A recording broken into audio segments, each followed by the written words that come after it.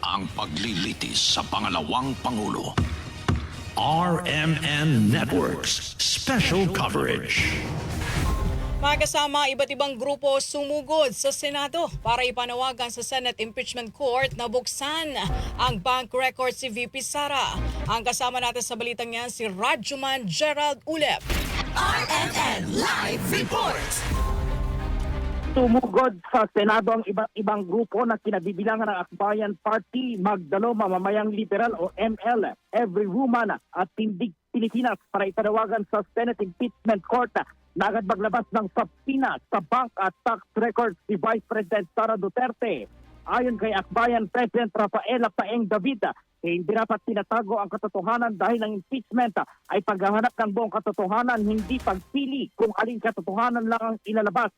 Anya kung makakatulong ang bangka at tax records para malaman ang katotohanan, dapat itong ilanpad at busisiin ng Senado. I-greet David na ang pinag-uusapan dito ay pananagutan sa paggamit ng pera ng bayan kaya hindi pwedeng may ebidensyang lantad at may ebidensyang isinukubli.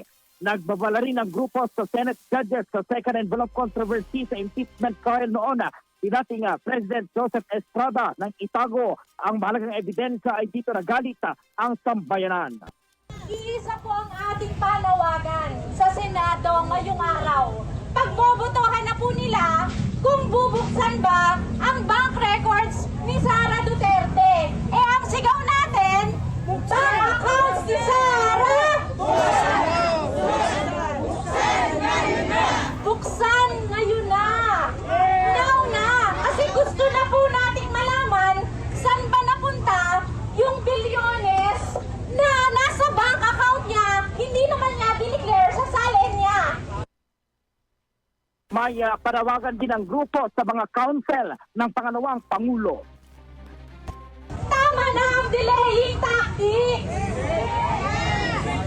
Object ng object, eh ang tagal na nating naghihintay para sa katotohanan. So tama na ang obstruction of justice. Kung walang kinatatakutan, walang tinatago, eh bakit ayaw payagang buksan ang bank accounts, di ba? Kaya po muli, sa araw na ito, ang panawagan natin, katotohanan! Kanina ang dumating din sa Senado ang samahan ng Progresibong Kabataan Sparta at iba pang youth group sa harap ng Senado para sa isasagawang lighting rally. Panawagan ng grupo na aprubahan ang subpoena para buksan ng tax at bank records ni Vice President Sara Duterte. Kasama mo sa DXL Armen Manila, Radyo Gerald D. Ulet, Tatok, Armen. RMN Network News!